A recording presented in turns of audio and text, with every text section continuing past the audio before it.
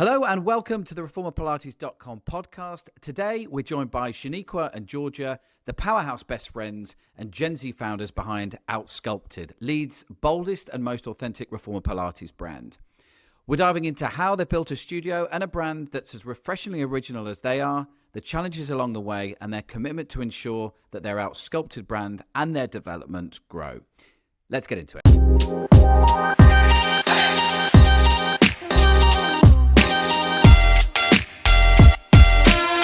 Hello and welcome, Shiniqua and Georgia, to the reformerpilates.com podcast. Delighted to have you with us. Already done a little bit of an intro, so if it's okay with you, we'll get straight into it. Shiniqua, I'm going to come to you first, if that's okay. You started Reform by Outskulpted at a young age. You don't have to share exactly what age that was, but I know it was young. And I'd just love to know what gave you the confidence to take that leap into entrepreneurship so early. I think controversially, for a long time in my professional career, I realised that I wasn't a great employee. And it's not because I didn't go to work on time or I didn't do my job properly. It was just that I always wanted to give more, and sort of maybe that was an overstep on my side. So I realised that entrepreneurship was probably my best bet of doing what I do well and actually executing my own plan, rather than trying to make amendments in the workplace. The weekend before we opened Outsculpted, I actually got sacked from my corporate career. So I had no choice but to sort of jump both feet into the deep end, and make this what we've created now. And would you say, looking back now, best thing that company could have done was terminate you at that point? 100%. I mean, at the time, I thought my world had collapsed, and it was, a job where I was making the most money I'd ever made before, and I thought, brilliant, this is exactly what we need, especially for the first year or so of the business, so that we can keep it all afloat. So I did think that was it. I thought it was detrimental. However, looking back now, almost 2 years on, it was such a blessing in disguise. It's a good message. It so often is for many people in that situation, and I'm glad it was for you. So, Georgia, if I can come to you next. I mean, looking back, what were some of the biggest mistakes or misconceptions you had starting out, and what did that teach you? So again, because we started the businesses very young, or, Reform especially, quite young, I think we went into it with a lot of naivety, which is normal. And I think some level of naivety, is needed when you start a business. But Shaniqua and I love to do everything ourselves, and we don't like to ask for help.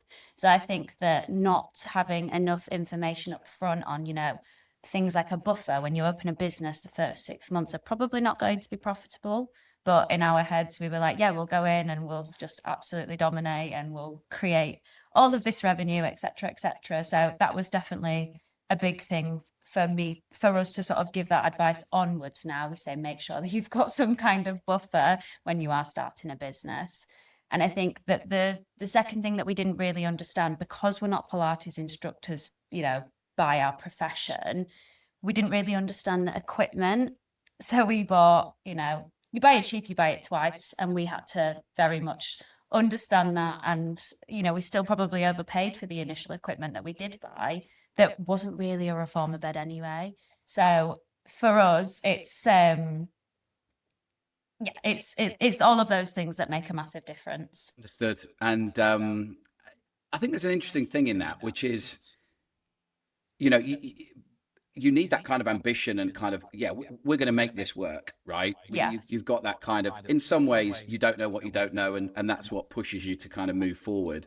At the same time, once you're in it, you're kind of, okay. So Shaniqua, coming back to you if I can. And as I'm asking this next question, there's a little bit of me kind of cringing, because the whole kind of Gen Z thing gets bandied around all the time. And I get a little bit tired of it sometimes, but I'm a Gen Xer, so there's kind of full disclosure there. But how has part of being Gen Z, Gen Z shaped the way you run your business, and specifically in terms of values, communications, or your approach to risk? Yeah, I think this is an interesting question because I think Georgia and I sometimes forget that we are Gen Z.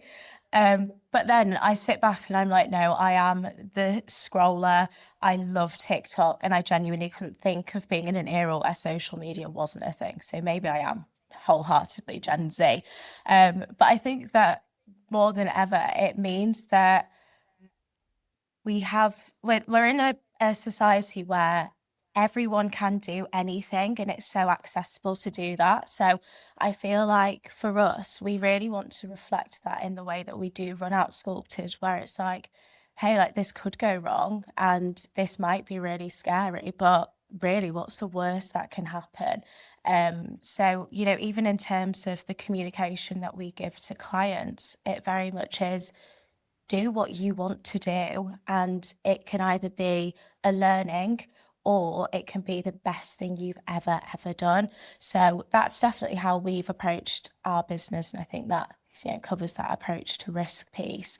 In terms of values and communication, I think that the authenticity beneath Outsculpted, and the fact that it is just two girls in their 20s trying to create something in the community that's actually worthwhile, beyond the actual exercise and movement. Well, that's that builds perfectly to the next question when you're talking about authenticity and your location, because anybody that has been listening to this so far and hasn't picked up, obviously, you're in the north, up in Leeds, which is excellent. It's everybody's been kind of southern so far, so I'm glad to have some some representation from that part of the country. But Georgia, if I could come to you on this, so Outsculpted and Reform, both feel deeply rooted in your location in Leeds, right? How important was it to create the brand that truly reflects the community and the culture?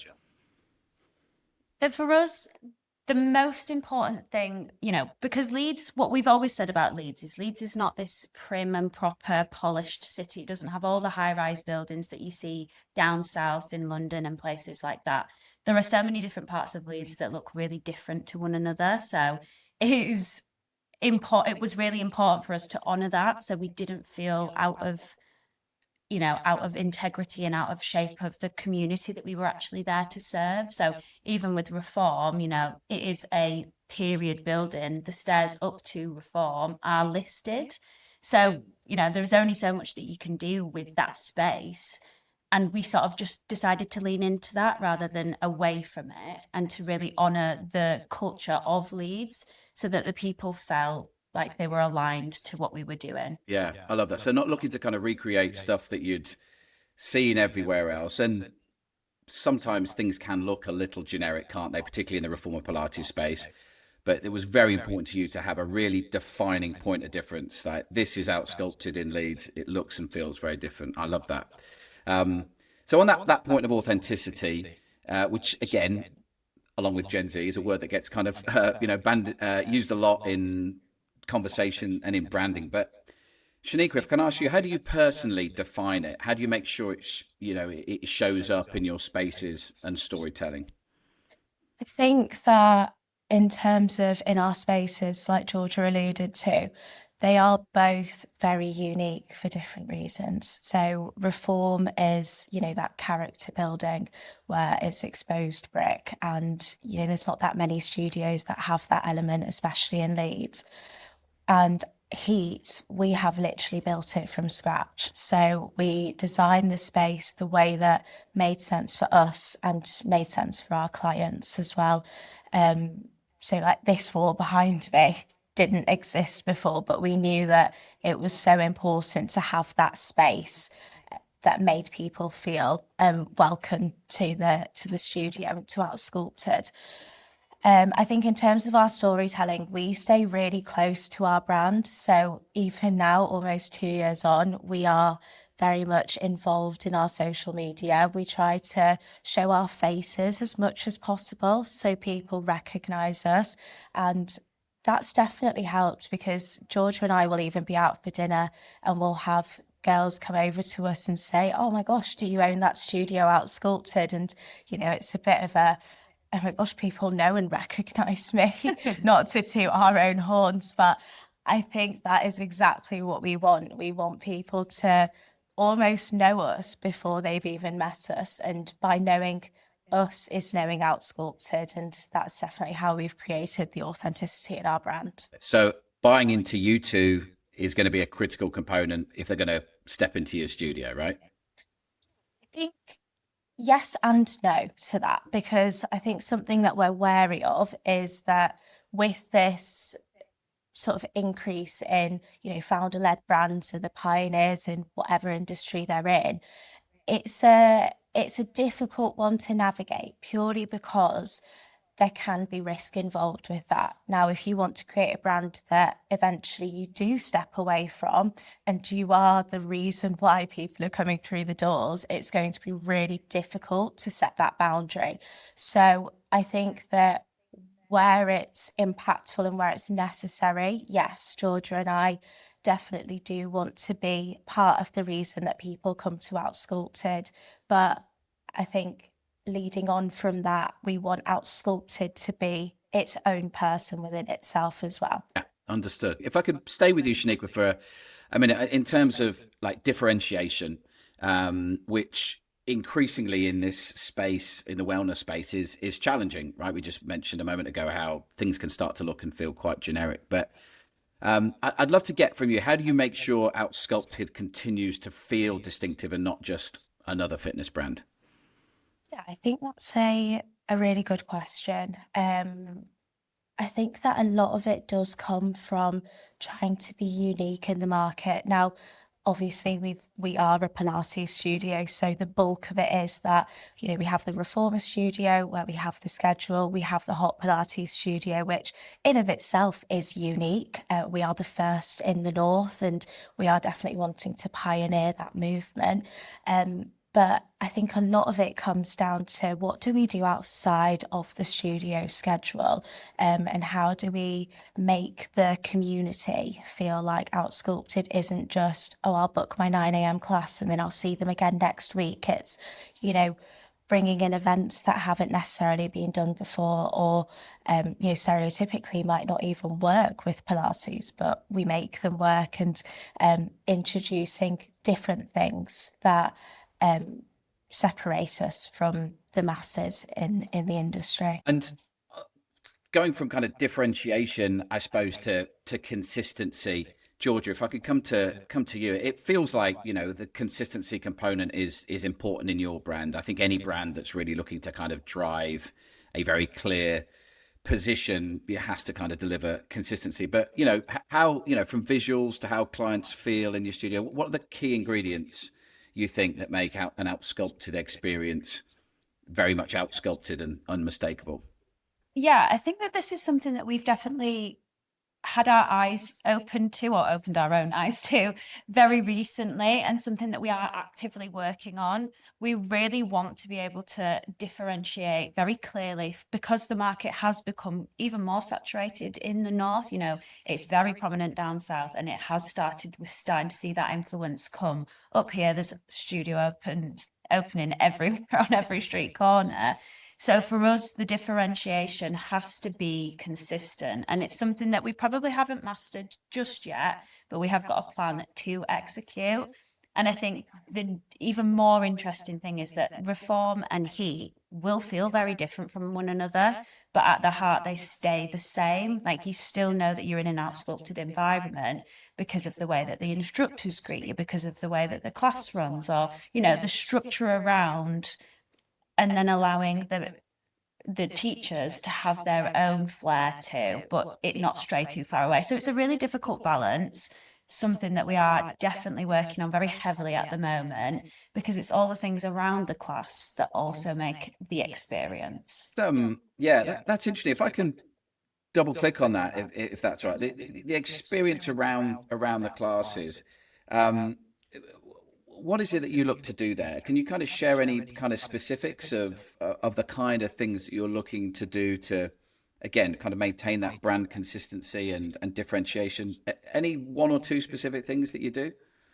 Yeah, absolutely. So for us, especially at Heat, we'll zoom in there because, again, we have a little bit of a different setup. So when we want people to walk in, we want them to feel a certain type of energy. And that's got to come from the staff, it's got to come from the environment. So it's like the music at a certain level of noise. Now, the music can sort of differ between the times of the day, but you still know that you're going to get that consistent experience. And then, for example, we basically want to create a roadmap through your class. So, before the class, you wait outside until the instructor invites you in, gives people a chance to connect. And I think it's these micro moments that a lot of studio owners, and we definitely didn't at the start, really consider how much of an impact that does actually make on your business. And that, cookie cutter, I hate to say that, but there's some parts of it that can't be negotiated. They have to remain consistent. Absolutely, yeah. There's a famous quote. I think when you consider the importance of small things, there are no small things, and particularly when, as you say, there's an hour that somebody's dedicated to this experience, which is going to do so much for them. In fact, those little minutes are, they're quite significant percentages, aren't they, of that overall experience, and can make such a difference. And yeah, connection, I'm sure, with other people. It's part of the reason they're going there in the first place. Maybe not the only thing, but it's a nice byproduct. That's great. Thank you. That's really really interesting. Shiniqua, if I could come back to you on again this kind of topic of consistency and identity. How do you translate your vision into something your instructors and your team can deliver every day? So something that we really focus on is having the right amount of face time with our team. So a lot of our instructors will see me in and out of the studios. Obviously, I'm only one person, but I try to be across both studios every day, because I think that most of the time it is just leading from the top. So leading by example. If they see me being in the studio with a certain energy and greeting clients in a certain way, naturally that will translate to the way in which they do it as well. We also do more structured days with our instructors. So we try to do it once a quarter, where we all do come together and just sort of have a refresh on what is Outskulpted, what is our brand, what is our mission, and really making sure that everyone's clear on what that means. And then, to go all the way back, even with our onboarding process, this is something that we didn't do in the beginning because we didn't understand the importance of it. But especially now, it's usually a phone call. You can pick up a lot of energy on a phone call. Then it will be a face-to-face. Come into our space. How do you absorb that? How do we bounce off one another? And look, I don't interview people for the Pilates instructor role, because naturally it's a case of, if you have your qualification, what other questions can I really ask you? But what I do is I have a conversation with them, because for me, it's fine to have the qualification, but that isn't what makes you a Pilates instructor. Like, what makes you a really good Pilates instructor is how can you, bounce off someone in those sort of awkward moments when it does go silent, or if the speaker were to break halfway through a class, what would be your reaction? And you don't get that from asking a question. You get that from understanding the people. So I think I sort of went a bit off piece there, but wholly and entirely it's, understanding your instructors, understanding your team, and making sure that they have that understanding of you and your brand, so that you can all work towards the same goal. And I've got a kind of question within that, if I may, in terms of the Outsculpted audience, so your customers, your clients, how do you feel like there's very much an Outsculpted customer that's relatively consistent, or do you have a really kind of wide breadth of individuals coming into your studio? It's a really, really interesting question, and it's something that I've been giving a lot of thought, especially over the last few weeks. As Georgia said, the experience at Heat and the experience at Reform are very different, and with that, we have a very different landscape of client that come to the two studios. Reform for a lot of our clients feels like that safe haven, feels like that no judgment zone. And that's not to say that Heat isn't. But, I do see that given the type of environment it is and the way that the instructors nurture that, it brings in a specific type of client, which do have a lot of loyalty, a lot of consistency over there. Heat, with it being new and with it being the newest trend, I think that you see that in the clients that come to Heat. It is probably, you know, the individuals who are very Gen Z-esque and they've seen it on TikTok and they know that it's in Miami and LA and they want to embody that type of persona. So, you know, without giving, I think that if we were to look at it numerically or, you know, in a factual sense, yes, we have got a very specific demographic, but under those sort of granular, more fine details, they are very different across the two studios, but there isn't that much range. Yeah, that's good. That's good to and I think again the discussion we're having this week around how, you know, some studios, as soon as you see any marketing or communication from it, there's a very clear illustration of what they are, what they do, who, you know, because people are going to make a judgment there, aren't they? Of, you know, will I fit in that, you know, that hot class, right? You know, I'm feeling like I probably wouldn't, but who knows? Who knows? That's great. Thank you for that, Shaniqua. Look, I'd love to also tap into, if you don't mind, like your relationship, right? Because you know, I know that as well as business partners, you know, you're close friends as well, and you know. Perhaps some people listening to this will think about taking that step themselves. It's not uncommon, right? You both share a passion, and you know you're friends, and you want to go into something together. But you know, what have you learned about maintaining both a healthy friendship and a strong professional relationship? And I'd love to hear from both of you on this, if that's okay. Who'd like to go first? I think that what Georgia and I have is extremely unique. We've been told that by several people. It's so special and it was from day one, which is so, so nice and so, so rare. I think that, you know, we've both got other friends, of course, but would I open a business with them? Love you guys, but probably not. It's something that you've got to think really carefully about. And I think what's great with Georgia and myself is that there doesn't necessarily have to be that barrier of this is friendship and this is business, which I think does really help with the way that we navigate both our separate hats. Yeah. And I think that for us, when we spend when we don't spend as much time together, I really feel that, and I know that Shaniqua does in herself, like it does become a drain rather than, you know, sometimes when you're around someone so much, sometimes it can be overwhelming. Whereas for us, like we live together, we work together, and we spend our time together.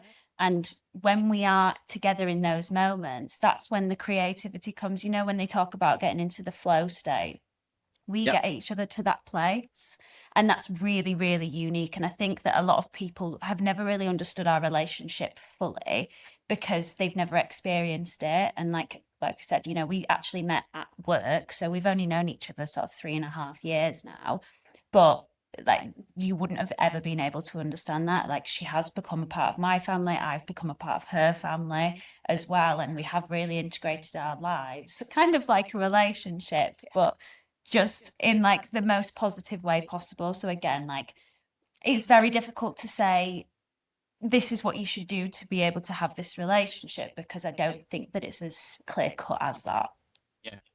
It's so interesting to hear you say that when you haven't been with Shaniqua, you're drained of energy. Like when you come together, it's like there's a power up as soon as you kind of, you know. Oh, honestly, I've got like a cartoon in my mind. What's the car? Is it when Power When they- Rangers or something, yeah. when they all kind of Yeah. come together? Is that It right? is it is exactly like that though, and we could both be having like the worst days for whatever reason, and we sort of come together and it's like all is forgotten. Like genuinely, I think that the relationship that me and Georgia have, I can't even speak about it without getting emotional, but it is so, so special, and it reflects so much on the success of the business and what we are genuinely building together. I think one thing that I'll just add to finish that off is the level of trust that you have with someone that you go into business with has to be completely like blind, basically. Like, you need to be able to trust this person with your life, because you are putting a lot of risk into one another's hands. So for us, like, it's never been a question of that, because I know if if all else fails, that she would do the most that she could to ever protect me, and vice versa as well. So I think that that's probably the only thing that I would say, like, look out for that. Do you actually fully trust this person?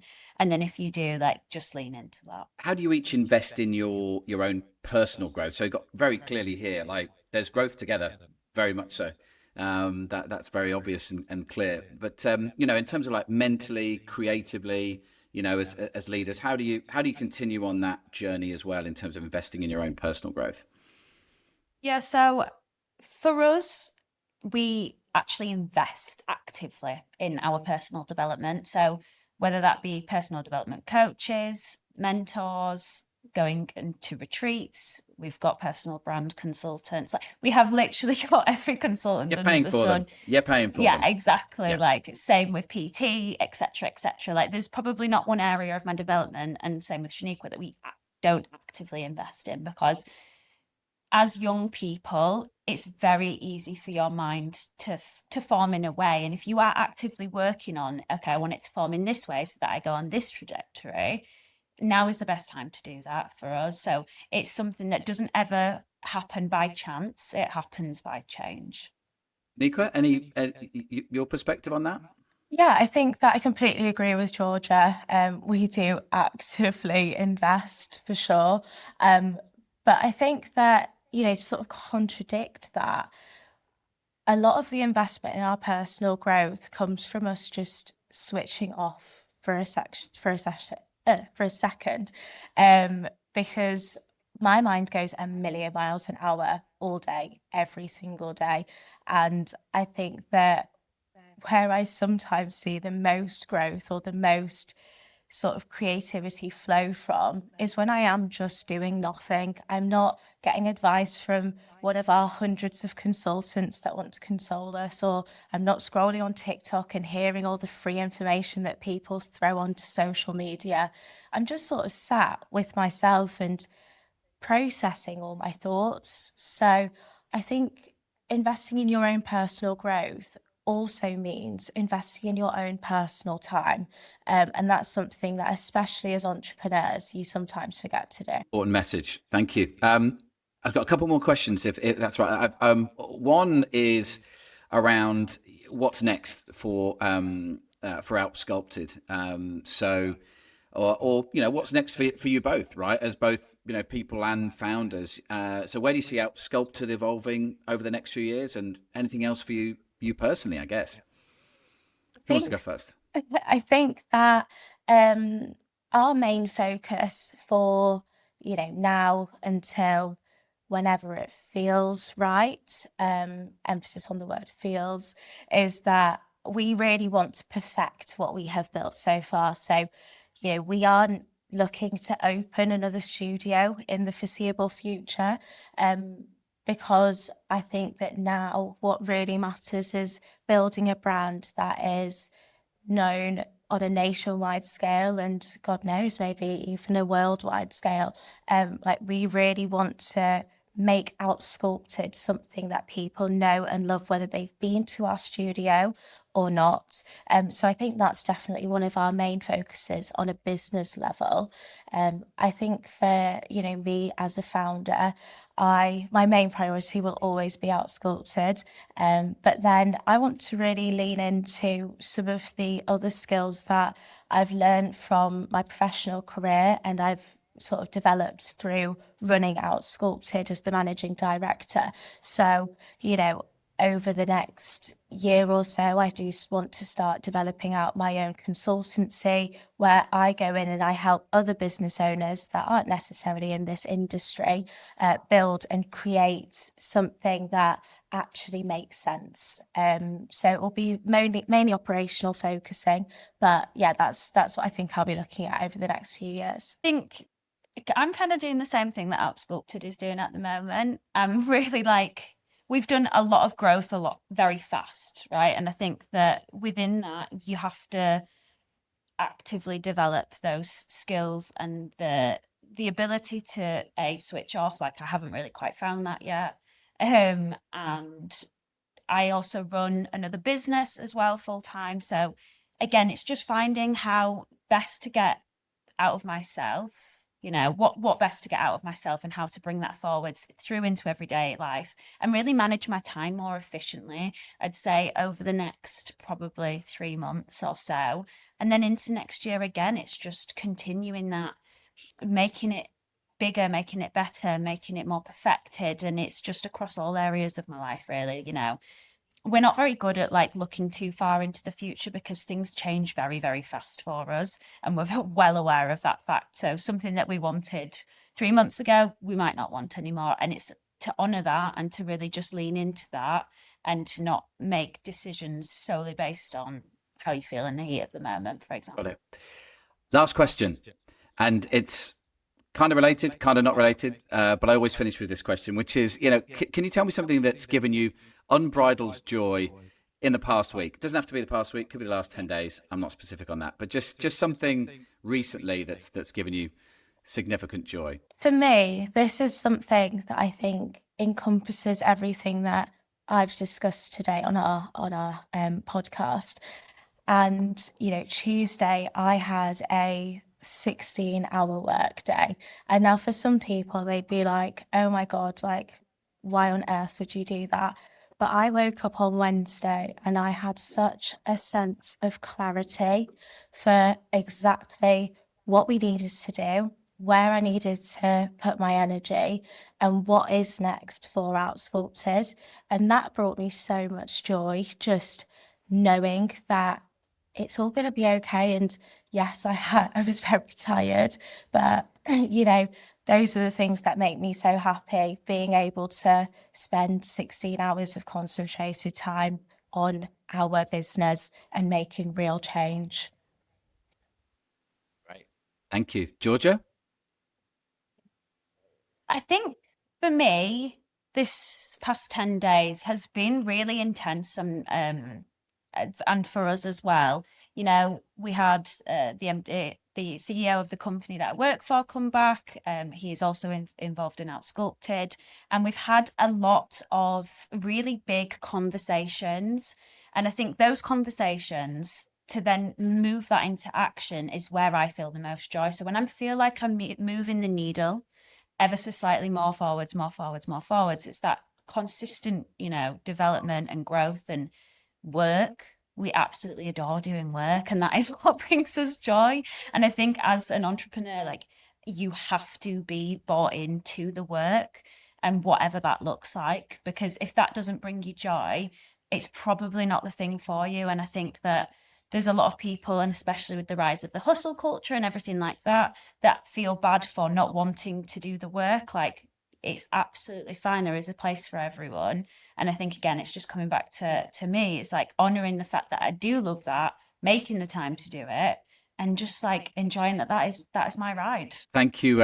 Thank you both. And, I've got to say, like, what I've got from this conversation, like the connection between you two is it's magic, right? I mean, that's kind of human magic. It's clear to get the intent, energy, ambition, and clearly that is all, wrapped up together and works really well for the two of you. And I agree with you that when you're taking something from scratch, you've got to go all in, and you both certainly are. And this has been a pleasure to chat to you both and get your perspectives on everything that we've shared. And I hope I get to visit it one day. I hope I'm up in Leeds and I can come and check out Outskulpted. And in the meantime, wish you all the very best for everything that you're taking on. I know you've said you've had some big decisions this week, and I'm sure they're all going to work out. So thank you so much, and hope to speak again very soon.